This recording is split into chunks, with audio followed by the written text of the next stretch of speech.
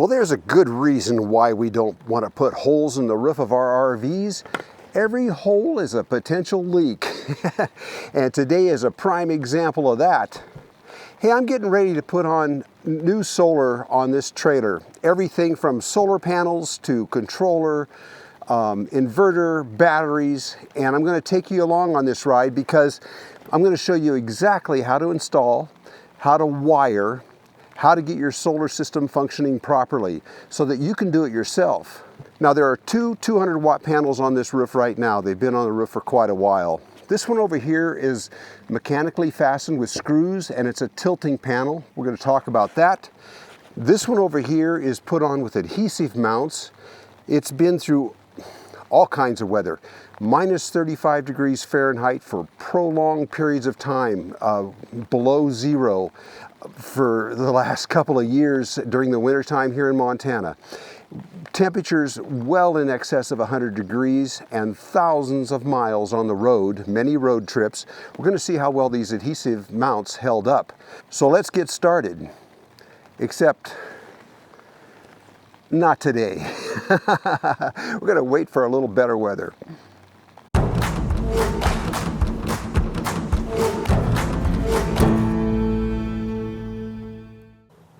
Before we get started here, I want to take just a moment to thank Bouge RV for making this video possible. I've installed their solar panels on both of my daughter's trailers. I've used their refrigerators. In fact, we're still using a Bouge RV refrigerator. They make everything you need from solar panels to solar power stations to refrigeration and all the accessories and components that go along with it. So be sure and check out their link down below this video. Well, this is a little better, isn't it? Nice sunshine. Don't know how long it's going to last. It's supposed to rain the rest of the week, but we get started today.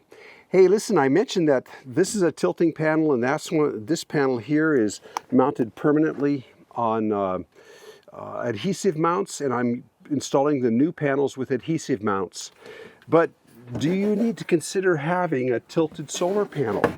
And that depends, because I did a test. I'll put a link to this video below that I'm talking about, but I tested this panel down in Arizona. It was winter time or winter months down there, and the sun is lower in the sky. The difference between this panel laying flat and pointed at the sun was 100%. In other words, it put out 100% more being tilted up. And tilted up, as I recall, it was putting out about 80 watts tilted up, and it was putting out about 40 watts laying down. You see what I mean? So it does make a difference if you tilt them up. Now, is that important? It depends. If you just travel in the summertime, probably not. If you only have one panel, probably so. You probably should be able to tilt it. I tend to tilt this panel when we're camped for a long period of time. I'll go ahead and tilt it. But if I'm just stopping for a couple of days, I usually don't. Of course, being a tilted panel, I had to fasten it very carefully through the roof of the RV and fasten it down very carefully because the mounts had to be through bolted. But I'm not going to have a tilting panel this time. Right now I've got 400 watts on the roof here, and I'm putting on two 300-watt Bouge RV panels. And first I got to get these off. I'll be happy today if both of these panels are just off. So we'll see how that goes.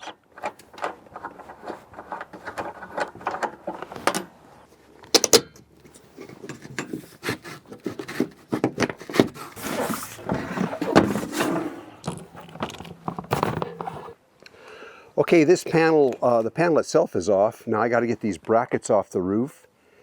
And then I can start working on getting this one off. Now this is going to be interesting. How well did those adhesive mounts hold up? We're going to find out.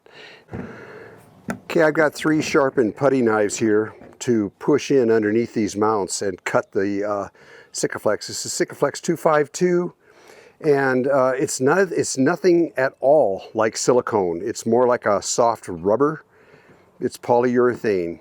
Also, before we go any further, to use adhesive mounts, you've got to have a roof that's fairly tight, fairly stable. And when I started the build on this trailer, I went up, I used Sikaflex 241 to squirt between the cross members up here, the beams of the trailer that go across the trailer, and the roof panel itself. So this roof panel is adhered to the beams of the trailer. Newer trailers come like that. They'll have like that 3M tape, double-sided tape up there, which is just really strong, or they're going to have like a Sikaflex or a 3M 5200 between those beams and the ceiling panel. So this panel cannot lift. The reason I did it initially was so that the roof wouldn't go ta-tunk, ta-tunk, ta-tunk in the wind. You know what I mean? But that works out for putting panels up too. Your roof panel here cannot be able to lift in the wind.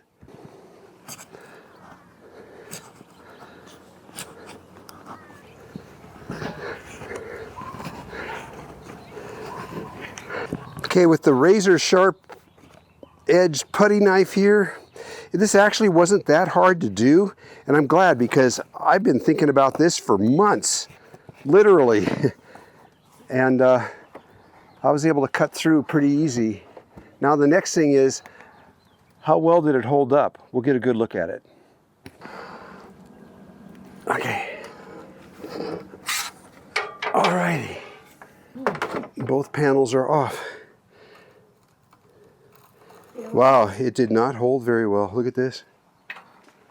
Well, this isn't good.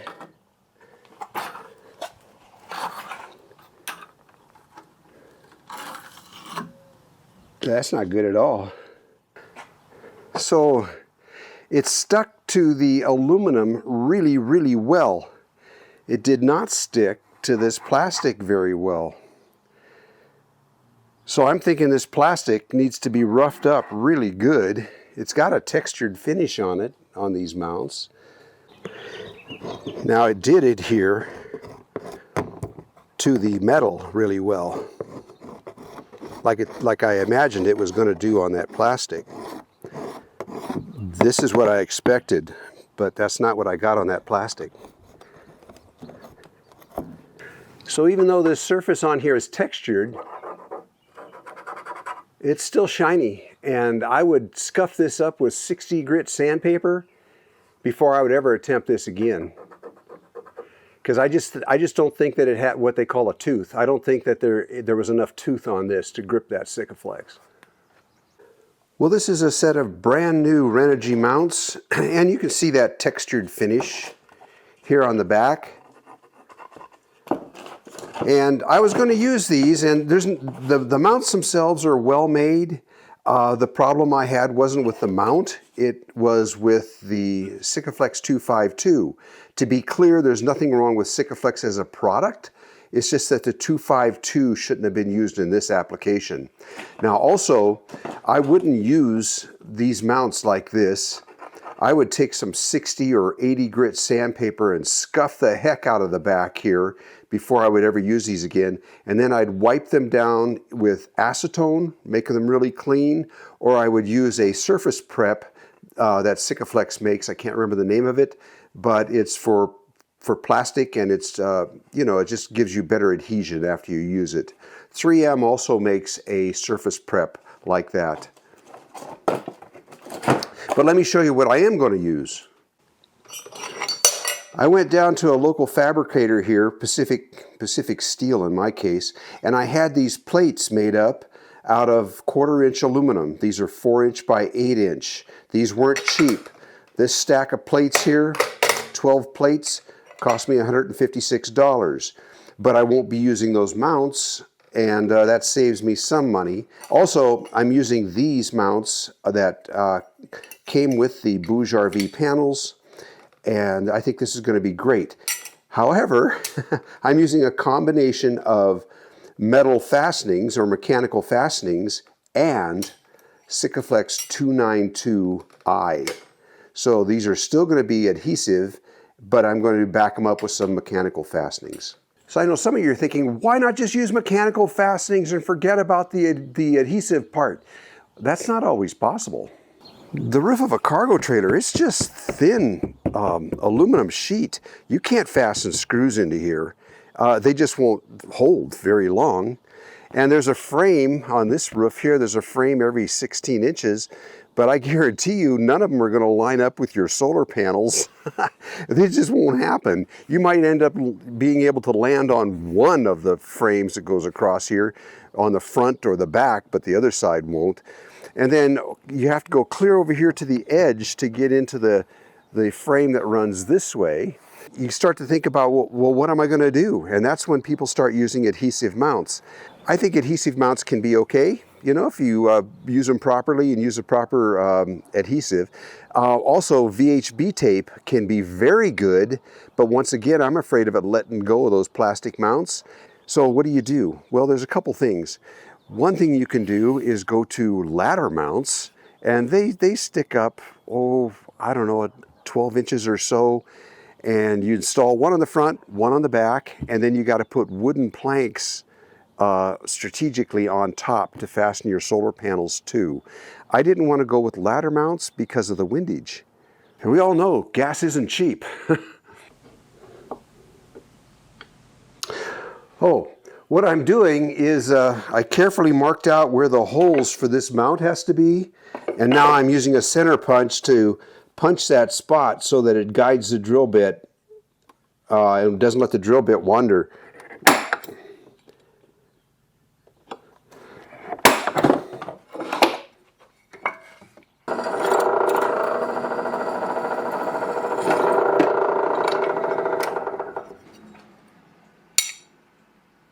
But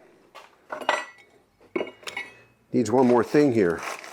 I need to countersink each hole because I'm using number 10 flathead bolts to do this.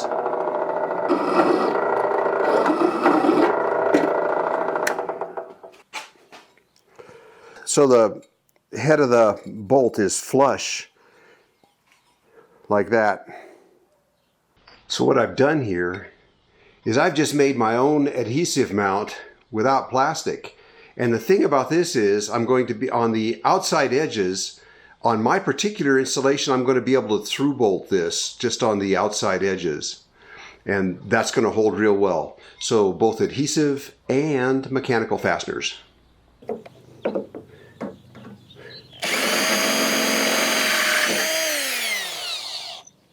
I had to carefully drill holes exactly where I wanted them. These factory holes don't line up for me. To put these clips exactly where I want them, I needed to get them further out here towards the end. Your application may be totally different. But this kind of shows you how to work with the panels. Of course, I put this piece of wood down here so I didn't accidentally drill into the panel itself.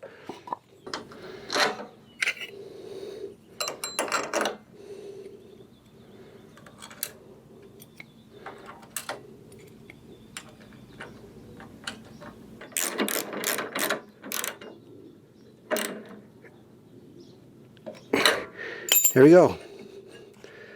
Okay, I've bolted on the mounting brackets on this panel, and I've drilled all the holes in these plates. Now I need to scuff the back of these plates so they adhere better.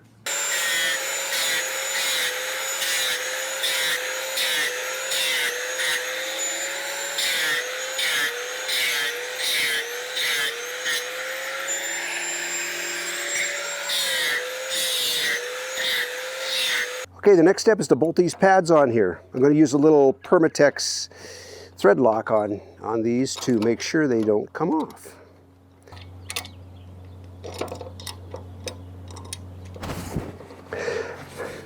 I bought the big flat washers because I thought I was using the plastic mounts.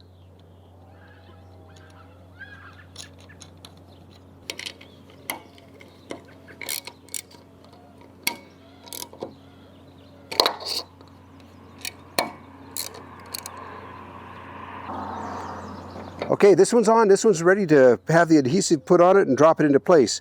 And of course, it also gets mechanically fastened through these two holes here.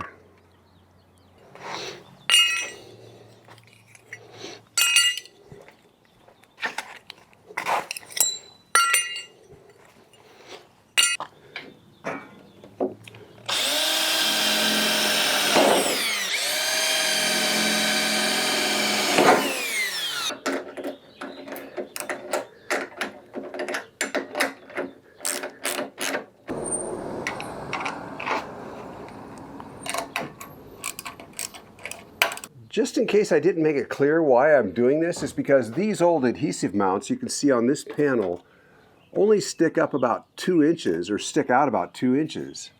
And that doesn't reach out far enough so that I can screw into the side frames on my trailer. So these ones I made stick out more, about more like 3 inches.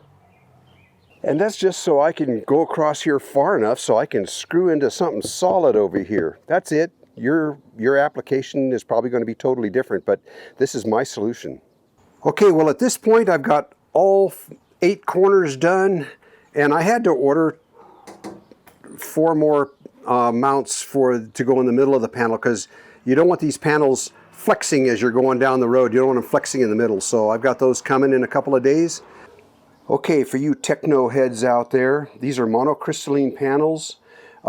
These are 300 watt panels, open circuit voltage of 20.8 volts, max power output voltage 17.5 volts, max current is 17.14 amps, short circuit current 18.85 amps, cell efficiency is 23%. And let's see here, what else might you need to know?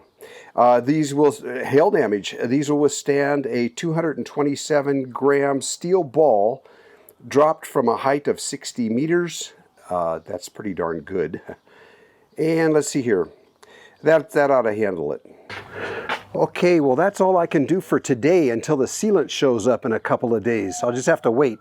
And then we're going to be installing the Bouge RV 60 amp controller, which is a new product, and we'll go over that, and we'll be installing a Bouge RV inverter and Bouge RV batteries.